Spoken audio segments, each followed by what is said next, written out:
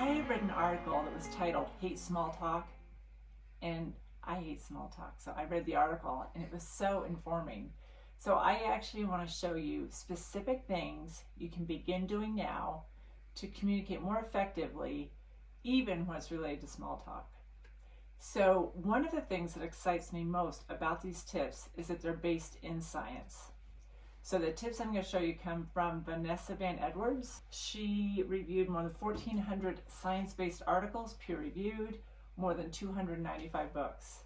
And Joe Navarro is a retired FBI agent. So he worked in counterterrorism, counterintelligence, and he also supported these tips.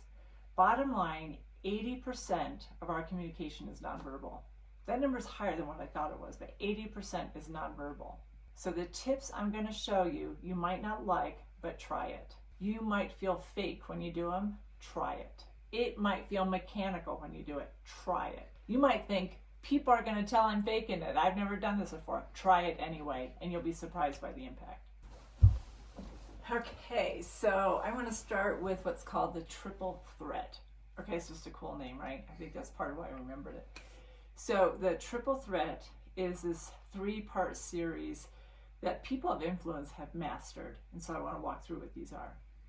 The first one starts with hands.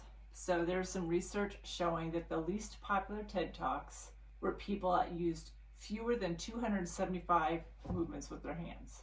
The most popular, most influential TED speakers had more than 485 uses with their hands, gestures, and they're very deliberate. So that's the important part. They're deliberate hand movements, and you use them to make a point.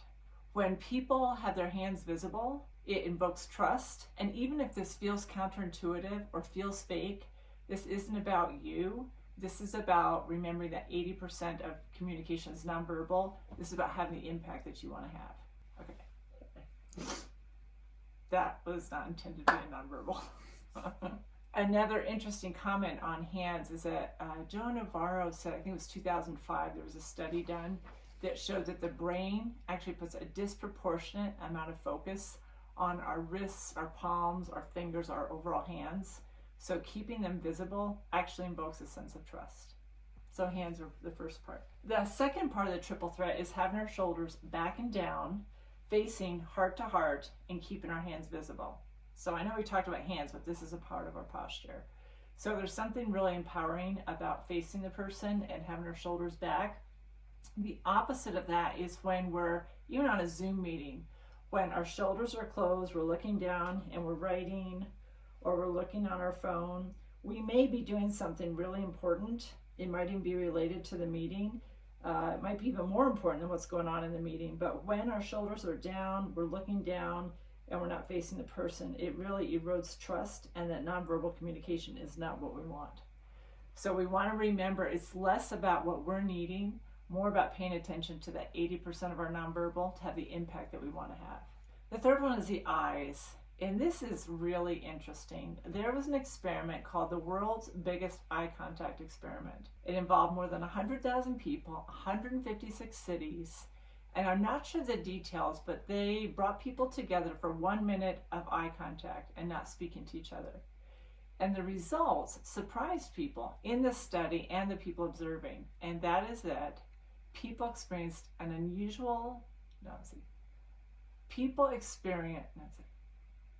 people were surprised by the level of connection that they felt simply by eye contact. In some cases, it evoked a lot of emotion. Part of what's happening is it's releasing oxytocin.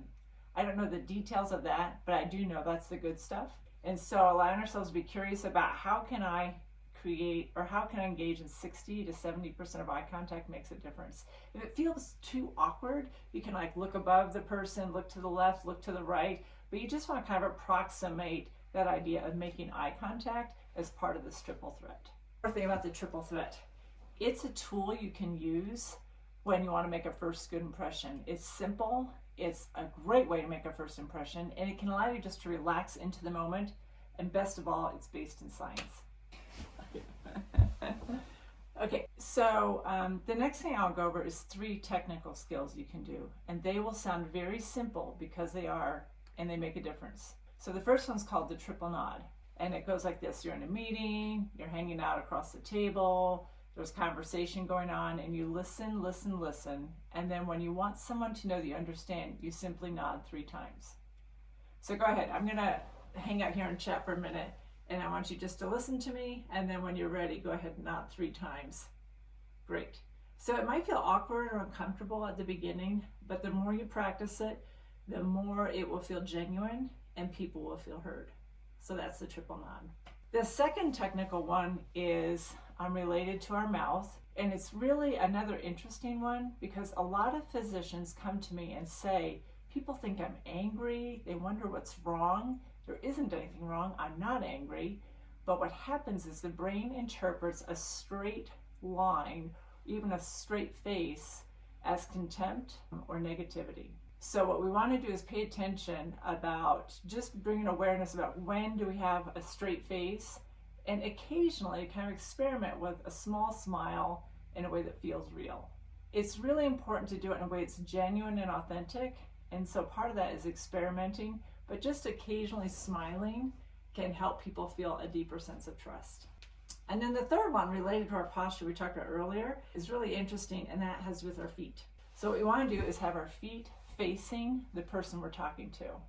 And it sounds a bit crazy, but if our feet are facing opposite of the person we're talking to or away from, Joe Navarro, the FBI agent, said that's giving a nonverbal message. Either I don't like you, I'm disengaging, or I would rather be somewhere else. I know, I just put mine away from you. I was practicing that. I actually want to be here now. So to wrap that up, what we want to do is combine the triple nod to show that we understand, just an occasional smile to break up our flat affect, and then lastly, actually noticing where our feet are positioned or even moving them to the person that we're about to talk with. And that makes a difference. This final one has to do with the article I told you about at the beginning, The Death of Small Talk. I just thought that was a great title. Part of what it talked about is many of our conversations are chit chat. People are trying to connect and bond, but a lot of these conversations are not stimulating, they're not interesting, and they're not memorable. So if you want to create more spark and have more interesting conversations, there's something you can specifically do. It takes some courage because you gotta chop up the norms, break up the status quo, and it simply is about coming up with 3, maybe 4 conversation starters and converting them from a status quo to something else. So an example is, rather than saying, how are you, to convert that into, hey, what was the highlight of your day today? So you can take any status quo question, convert it into something more interesting to spark a conversation. That relieves you and the other person of this blah, blah, blah that we do all day long, and you actually don't have to do a whole lot of work. You can come up with any 3, and you can change them up, but bottom line, it can be a simple way of converting boring conversation into something more interesting and actually wake up both of you to have some kind of stimulating conversation. And it works.